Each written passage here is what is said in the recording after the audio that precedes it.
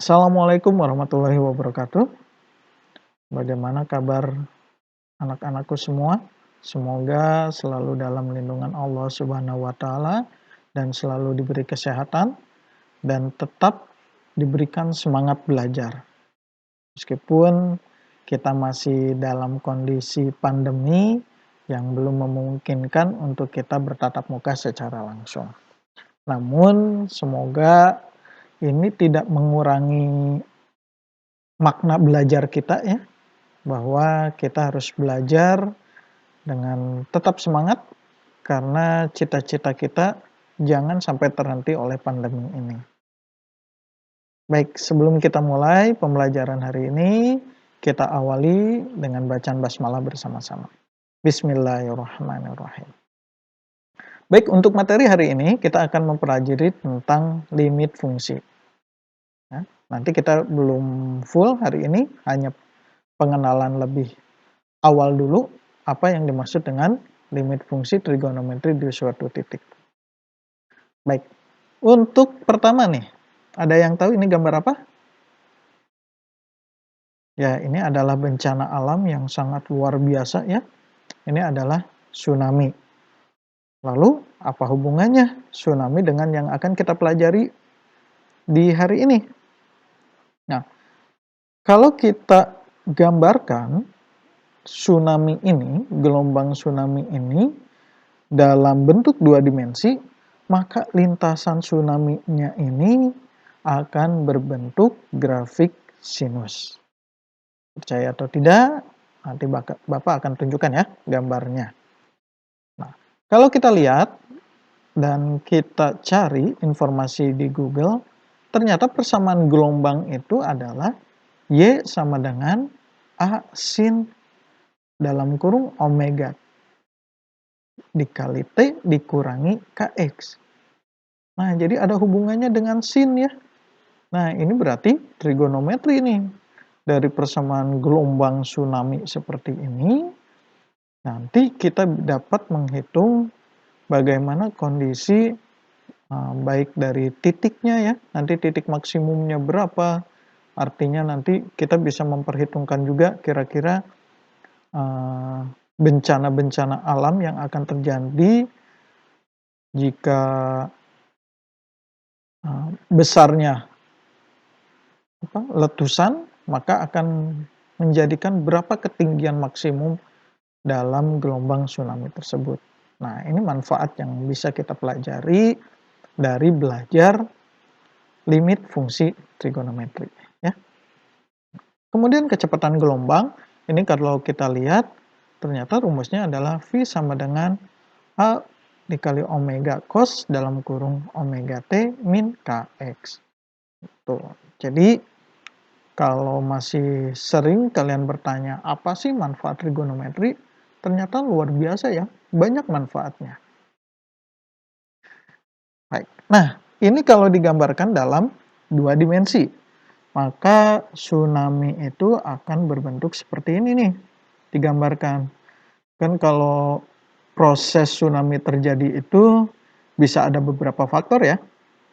Bisa karena adanya pecahan lempengan atau retakan ya, potongan lempengan di dasar laut, ada juga gunung berapi yang meletus di dasar laut, maka itu akan menimbulkan gelombang. Nah, kalau kita perhatikan, ternyata ya, gelombang yang digambarkan ini, lintasan gelombang tsunami itu berbentuk grafik fungsi sinus. Ya, betul. Jadi kalau kita lihat nih, grafiknya ini kan bisa bergambar seperti ini ya. Nah, oke. Seperti ini ya, dari sini awalnya. Maka ini akan berbentuk seperti grafik sinus. Kalau diibaratkan ini sumbu Y-nya, kemudian yang ke sini menjadi sumbu X-nya. Ya. Nah, ternyata ini akan mirip seperti grafik sinus. Seperti itu.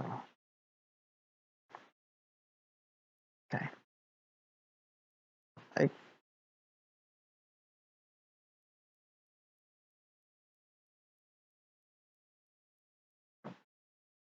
Nah, kalau kita hitung bagaimana mencari titik gelombang pada waktu mendekati detik ke C. Jika kita ibaratkan ya, bahwa letusan ini semakin besar, semakin tinggi, maka kita akan bisa menentukan titik puncaknya. Titik puncak di sini berapa? Ini yang akan menentukan berapa besar gelombang yang akan menjadi tsunami ke suatu kota. Ya.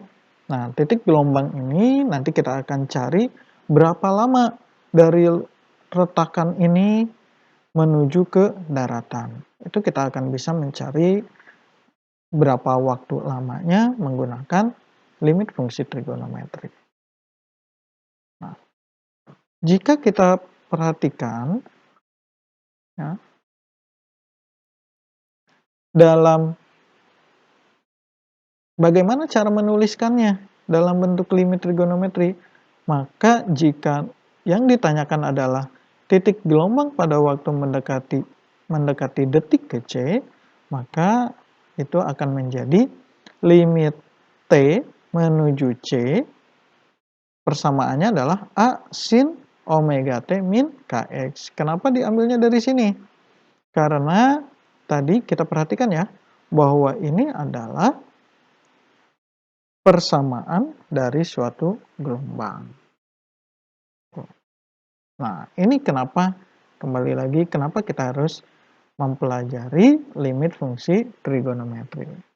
Nanti kalau dari kalian ada yang ingin meneruskan jurusan yang khususnya ke geografi ya, berarti ya, ataupun kelautan, ini bisa sangat bermanfaat. Jadi sekarang sudah tidak bertanya-tanya lagi ya, apa manfaat kita mempelajari limit fungsi trigonometri di suatu titik. Nah, semoga dengan nanti harapan Bapak di antara kalian ada yang ahli nih dalam mendeteksi seperti ini, mempelajari seperti ini, maka kalian bisa menolong banyak orang ya dari potensi kerusakan tsunami. Baik, kita lanjutkan. Nah, lalu timbul nih pertanyaan. Bagaimana cara menentukan limit fungsi trigonometri? Apakah caranya sama dengan cara untuk menentukan limit fungsi aljabar? Oke, nah nanti kita cari tahu ya jawabannya. Sebelum kita masuk lebih dalam mengenai limit fungsi trigonometri, kira-kira dari kalian ada yang bisa menentukan mana yang merupakan konsep bentuk atau limit fungsi trigonometri dan mana yang bukan limit fungsi trigonometri atau bisa merupakan fungsi aljabar ya. Oke, kita coba dari yang pertama. Untuk yang pertama, baik, yang pertama ini apakah ini merupakan limit fungsi trigonometri? Ini bukan. Kenapa bukan? Karena di dalam fungsinya ini tidak terkandung unsur trigonometri. Ya. Kalau trigonometri itu apa saja? Trigonometri itu adalah ada sin, ya paling umum, kemudian ada cos, kemudian ada tan, kemudian kebalikan dari sin ya, berarti kosekan, kosek, kemudian ada sekan, dan ada kotan. Nah, ini ya, ini unsur-unsur yang ada di trigonometri. Ini biasanya 6 yang akan dimunculkan ya. Yang ada di dalam fungsi trigonometri ini ada 6, yaitu sin, kostan, kosekan, sekan, dan kotan. Nah, sekarang kalau yang kedua nih, apakah ini merupakan limit fungsi trigonometri? Ini ya, karena di sini ada terkandung sin X. Maka ini bisa dikatakan sebagai limit fungsi trigonometri. Kemudian yang ketiga, apakah ini merupakan limit fungsi trigonometri? Yang ini bukan. Kenapa bukan? Meskipun di sini ada trigonometri sin phi ini dia terpisah. Yang merupakan limit, fungsi dalam limitnya itu hanya x kuadrat. Ini berarti bentuk aljabar. Sementara limit fungsi trigonometri itu, trigonometrinya itu merupakan fungsi dari limitnya. Gitu ya. Jadi kalau ini seolah-olah terpisah antara trigonometri dengan limit fungsi aljabar. Maka ini tidak dapat disebutkan sebagai limit fungsi trigonometri. Seperti itu ya. Kemudian, yang berikutnya. Yang keempat, apakah ini merupakan limit fungsi trigonometri? Ini jelas iya. Kemudian yang kelima, apakah ini merupakan limit fungsi trigonometri? Sama seperti nomor 3 ya. Bahwa yang nomor 5 ini bukan merupakan limit fungsi trigonometri. Karena di sini cos-nya merupakan terpisah dari fungsi limitnya. Fungsi limit di sini limit aljabar biasa. Kemudian yang keenam, apakah ini merupakan limit fungsi trigonometri? Ya, karena di sini terkandung fungsi trigonometri di dalam limitnya. Kemudian yang ketujuh, ini juga sama, merupakan limit fungsi trigonometri. Seperti itu ya. Jadi sekarang sudah bisa membedakan mana yang merupakan limit fungsi trigonometri dan mana yang bukan merupakan limit fungsi trigonometri.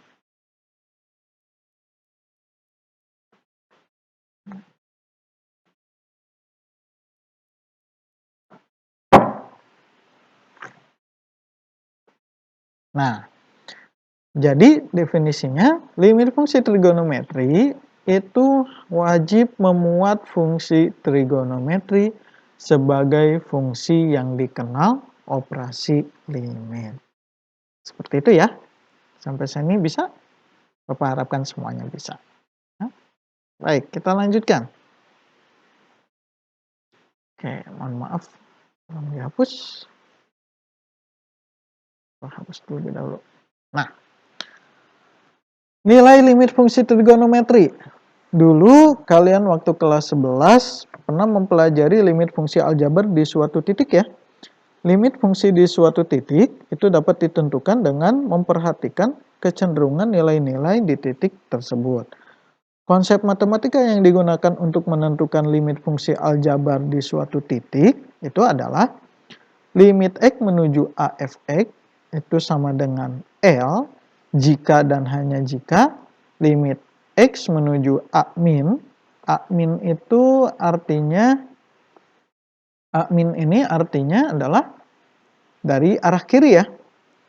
Itu harus sama dengan nilai limit x menuju A plus, itu berarti dari yang arah kanan, itu harus sama dengan L.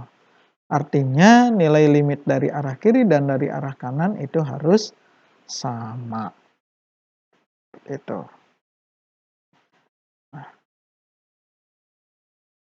Nah, untuk melihat nilai limit fungsi trigonometri, kita coba perhatikan ya. Tabel nilai fungsi Y sama dengan sin X. Untuk X dalam suatu radian. Gunakan pi-nya 22/7, maka kita akan coba mencari berapakah nilai Y sama dengan sin pi per 2. Maka pi per 2-nya kita hitung, yaitu adalah 22 per 14 ya. Karena pi per 2, tadi pi-nya adalah 22 per 7, maka kalau pi per 2 itu sama saja dengan 22 per 14. Maka didapatkan nilainya adalah 1,571428571 sekian-sekian. Karena ini terus ya angkanya, terus menerus. Nah, kalau kita lihat tabel di sini ada X. X-nya berarti nanti yang sin X-nya ya. Karena kita akan mencari berapakah nilai dari Y sama dengan sin. Tapi yang akan kita cari, tuliskan, yang akan kita cari adalah sin pi per 2. Ini yang akan kita cari.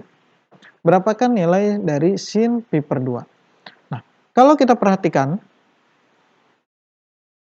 nilai 1,571428571 ini kan angkanya berarti sekitaran di sini ya. Nah, berapakah nilai yang ada di sini?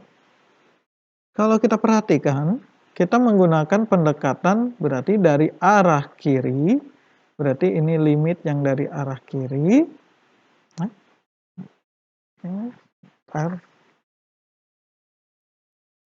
biar terlihat enak. Berarti ini yang dari arah kiri, ya. Maka ini yang dari arah kanan. Kalau kita tuliskan berarti ini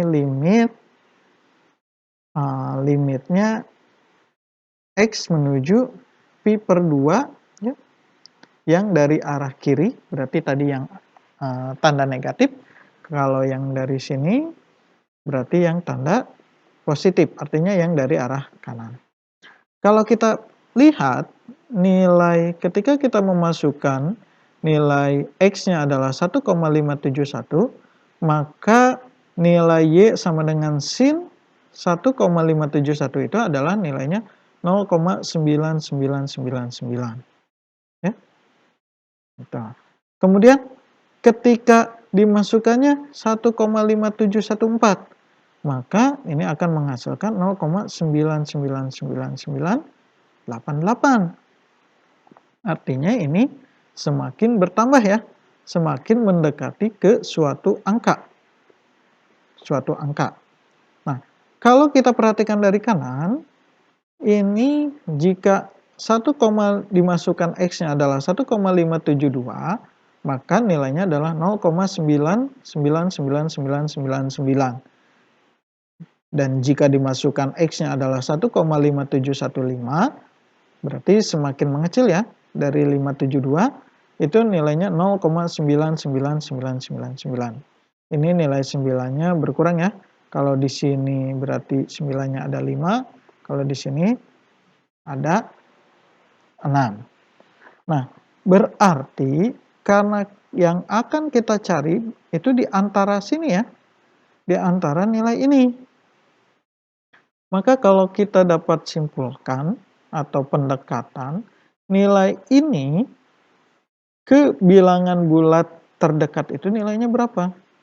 Itu nilainya adalah 1.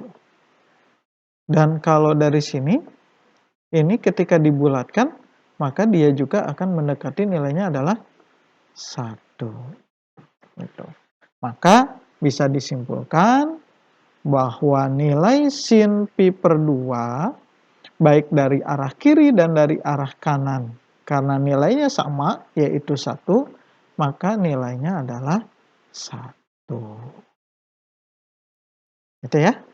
Nah, ini yang membuktikan bahwa sin pi per 2 nilainya adalah 1. Jadi di sini menggunakan konsep pendekatan. Karena kalau kita perhatikan sebetulnya nilai aslinya itu adalah ya 0,99 sekian ya. Dan ketika kita bulatkan berarti nilainya adalah 1. Gitu. Karena kalau kita kembali lagi ke konsep limit, limit itu adalah nilai yang mendekati. Itu ya. Seperti itu. Kemudian kalau kita lihat tabelnya, ya, kalau kita perhatikan tabel Nah, tabel sin ini akan bentuknya seperti ini ya. Ketika tadi yang ditanyakan untuk yang pi per 2, maka titik puncaknya di sini adalah nilainya 1. Jadi dari sini semakin ke sini akan semakin mendekati nilainya 1. Sementara setelah pi per 2 ini akan turun ke sini yang akan menuju ke pi. Kalau dinilai pi berarti nilainya adalah 0. Seperti itu. Itu ya.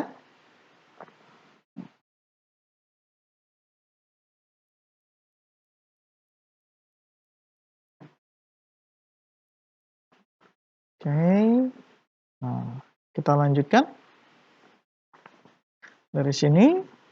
Nah, maka kita dapat menyimpulkan nih bahwa nilai limit fungsi trigonometri jika misalkan f adalah sebuah fungsi di mana domainnya bilangan real, maka daerah hasilnya juga akan menghasilkan bilangan real. Serta L dan C-nya adalah anggota himpunan bilangan real. Maka yang pertama, limit fungsi trigonometri fx untuk x mendekati C ada jika dan hanya jika fx mendekati L untuk semua x mendekati C. Itu ya. Kemudian yang kedua, limit fungsi trigonometri f mempunyai sifat limit x menuju C fx sama dengan L jika dan hanya jika limit x menuju C dari arah kiri itu sama dengan limit x menuju dari arah kanan. Seperti itu. Jadi, konsep-konsep pertanyaan tadi di awal, apakah caranya sama dengan menentukan limit fungsi aljabar? Ya, sifat-sifat dan cara menentukannya sama. Yang membedakan di sini adalah fungsinya. Kalau di kelas 11 fungsi yang dipelajari adalah fungsi aljabar, maka di yang sekarang fungsinya adalah fungsi trigonometri. Seperti itu. Baik, itu saja yang kita pelajari hari ini. Kalau ada pertanyaan, nanti kita bisa gunakan Google Classroom, maupun untuk yang minggu ini ada jadwal Google Meet. Untuk tanya jawab, kita gunakan di Google Meet. Seperti itu ya. Baik, terima kasih untuk hari ini. Kita akhiri dengan bacaan hamdalah. Alhamdulillahirabbil alamin. Tetap jaga kesehatan, tetap di rumah, dan tetap patuhi protokol kesehatan agar pandemi ini segera cepat berlalu. Terima kasih. Wassalamualaikum warahmatullahi wabarakatuh.